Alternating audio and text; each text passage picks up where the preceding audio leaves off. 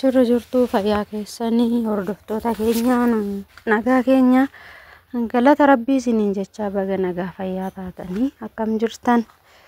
Egaa asirratti jechuudha warroonni hojii abbaan miliyoon baruu barbaadan yookaan immoo abbaan miliyoon maal hojjeta gaheen hojii isaa maali warreen jettanii gaaffii isinitti ta'u jechuudha.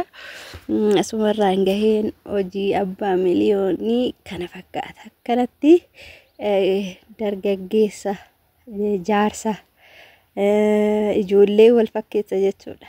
Babbareechee gadhiisaa jechuudha. Kana fakkaata. Kana maleellee ogummaa hedduu qaba.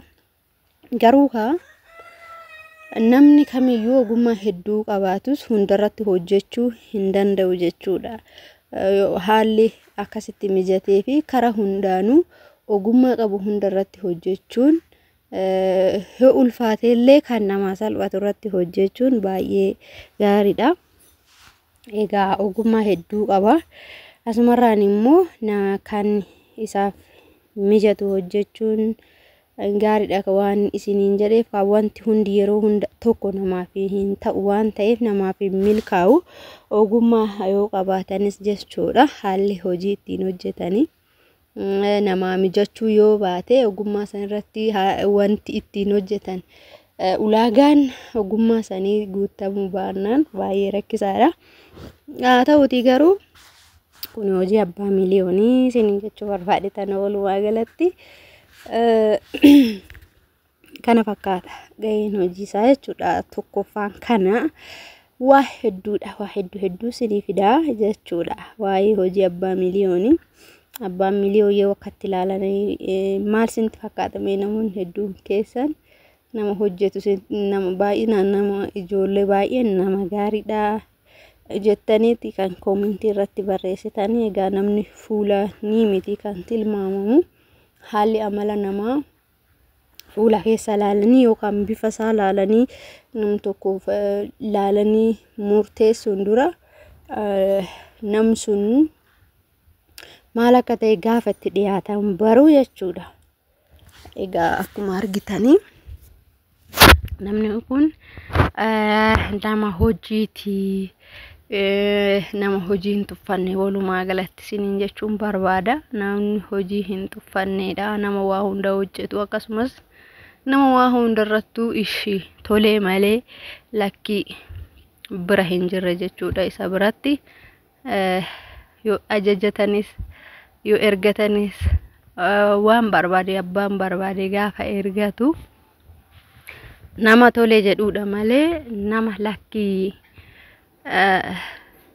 jedhu yookaan nama of tuulummaa qabu miti. Namoonni hedduun keessan amala isaa akkuma waan duraan beektaniitti jechuudha. Shaggaadha, gaariidha. Amalli isaa namatti tolaa warreen jettan jirtu. Yaa amalli nama kamiituu waliif fakkaatu hundumtuu garagara tariitii gaarii fakkaachuu danda'a. Akka bifaan madaalamu miti. Namni isiniin jechuu barbaade tananii walumaa galatti abbaan miliyoon garuu nan argine jechuudha. Ani akka carraa ta'ee tanan jechuudha iddoo inni hojjetu dhaqee suuraa kana waraabe jechuudha. Viidiyoo gabaabduu fudhadhe akka tasaa dhaqee tan jechuudha. Ammoo osoo na argee kaballaadha jechuudha. Maaliif na waraabde kan jedhu isin gaafsan iyya akkana baatan bichaan barbaada. Iyya naa baatu isiniin jedha. Yoo lollollee akka walitti nu araarsitan gaadhosuma na waraabe viidiyoo gabaabduu fudhadhe jechuudha. Sagalee isaa immoo muuziqaa qaba. Kanaaf saayilantii godhe muuziqaatu jalaa taphata jechuudha. Akkuma argitanii mana miidhaginaa yookaan miidhagina rifeensa dhiiraa kan jedhu jechuudha kan inni hojjetu. Waan biroos akkuma isiniin jedhe ogummaa baay'ee qaba. Egaa ogummaa baay'ee luka lama qabaniif muka lama hin koranii jedha Oromoon.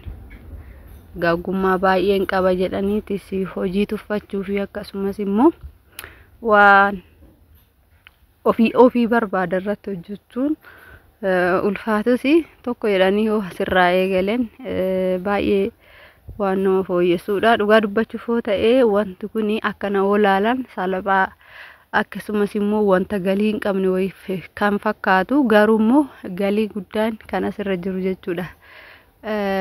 Yoo dhugaa dubbanne haguma barbaade illee hojjeta, haga barbaade hojjetu xinnaa gaafa hojjete jechuudha.